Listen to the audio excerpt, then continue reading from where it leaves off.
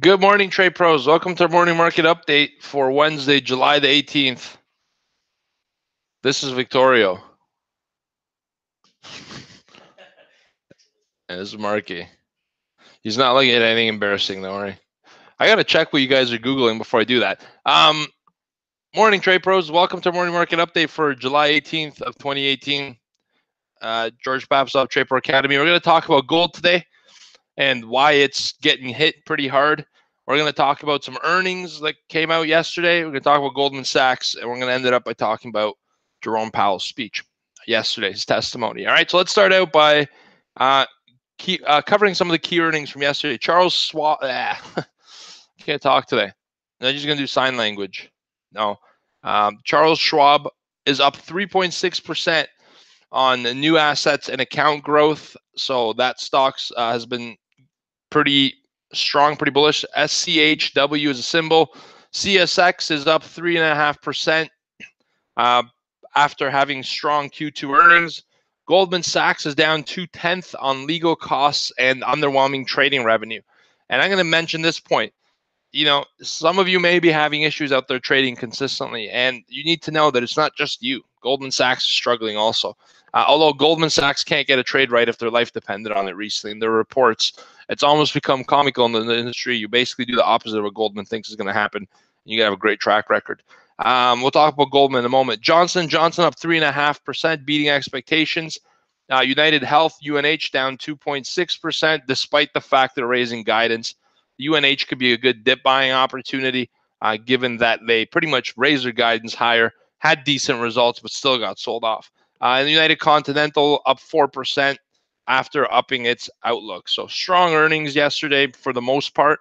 Today's markets, in Asia, Japan's up 0.4%. China's down 0.2%. Sorry, China's down 0.4%, Hong Kong's down 0.2%, and India's down 0.4%. Weakness across the board in Asia, but that reversed in early European market hours. So at midday in Europe, London's up 0.6%, Paris is up 0.5%, and Frankfurt's up 0.6%. So equities in Europe have sustained a little bit of momentum. Again, this is on the back of some of the Brexit talks and developments. Theresa May passed another key vote to move forward and maintain control of the Brexit negotiation process. And that's some of the volatility being infused there. That's why the pound rallied. Remember, Mark and I were talking yesterday afternoon. I was like, look at the pound. There must have been news.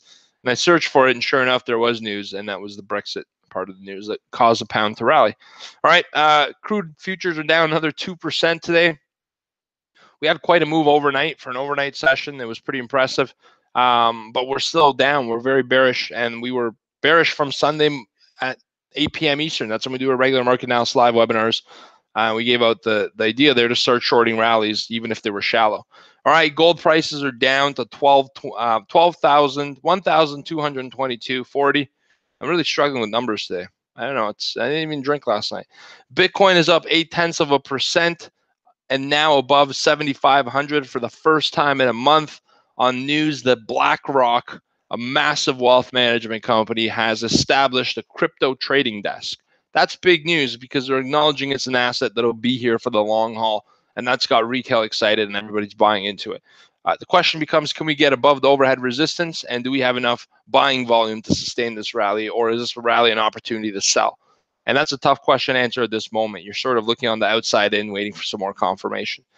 10 a.m., we got Jerome Powell delivering his semi-annual testimony once again in front of the House Financial Services Committee. Yesterday, he stuck to a pretty upbeat assessment of the U.S. economy. It wasn't anything that new revealed. It was just the same old stuff delivered in a different way when he was questioned yesterday. Today, he's doing the exact same testimony. So you can't. The statement's not going to be any different, but the Q&A session is going to be different. So there could be some opportunity for some new information to be revealed. All right.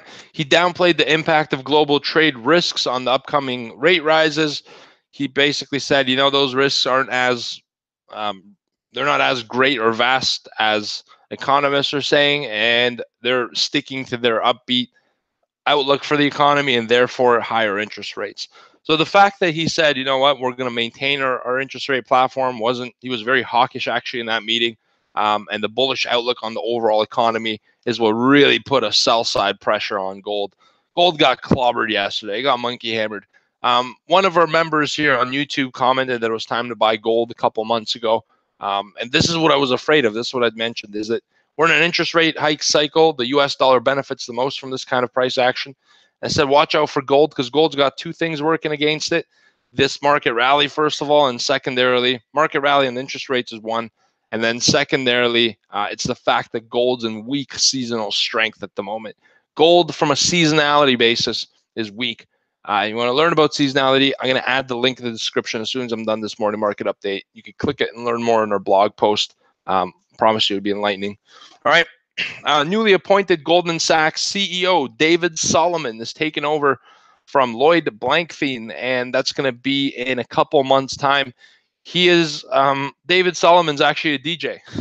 Believe it or not, he DJs for fun. And I heard some of his stuff. I got to tell you, it was good. Did you like it, Vic? Yeah, I did too. Yeah, it's kind of cool. I'd love to be a Goldman Sachs meeting. You start spinning. Imagine that. That'd be awesome. That's kind of CEO that I would be. And that's probably why I'm not the CEO of Goldman Sachs. That's the only reason I'm not the CEO of Goldman Sachs.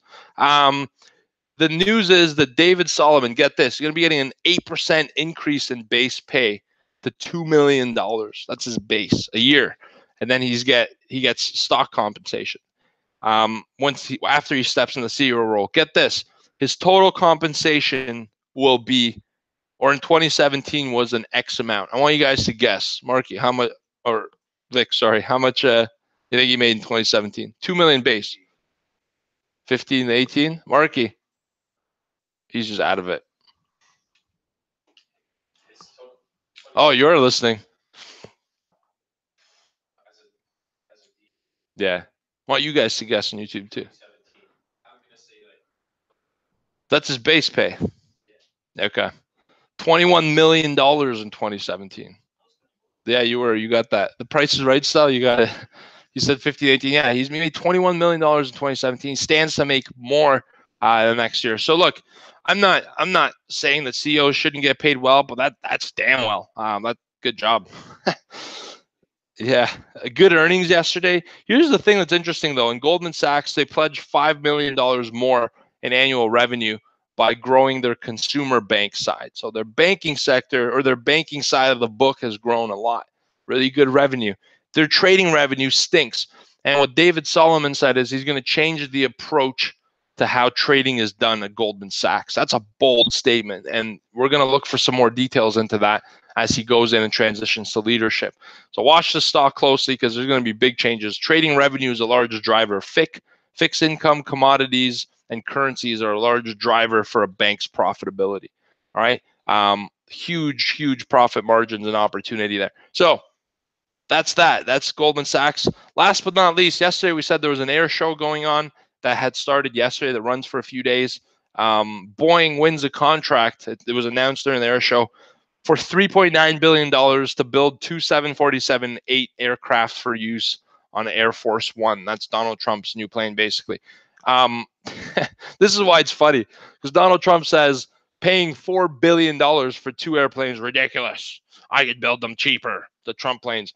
But he ends up paying $3.9 billion for them. Guess it's not $4 billion.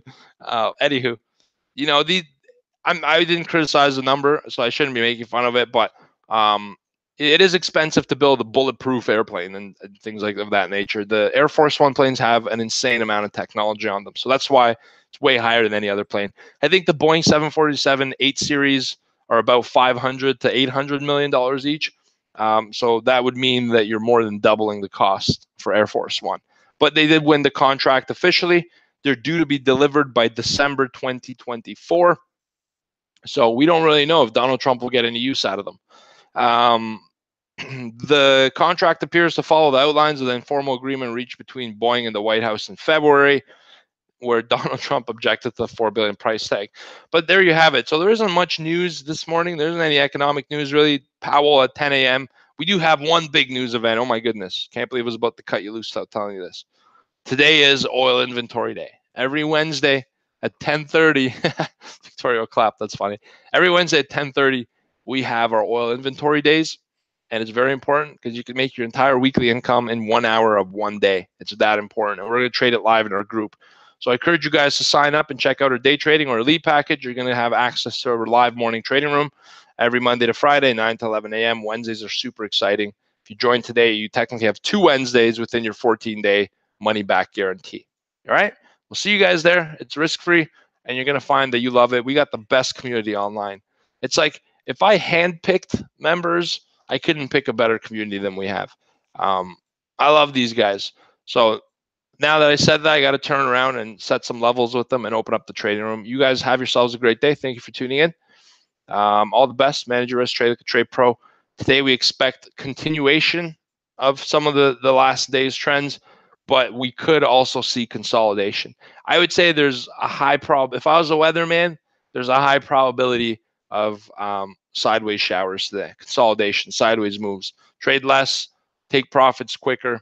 All right, and less size, less frequency, profit quicker, and losses quicker. Thanks a bunch, guys. You take care. Have a great day. See you tomorrow morning. And manage the risk. Trade a trade pro. Adios. Goodbye. Oil is getting spanked. What's it at now? 66, 67. Trading 10 cents off the low on oil. All right, trade pros. Let's jump into this. Let me just shut down YouTube. YouTube, take care. Thank you for tuning in.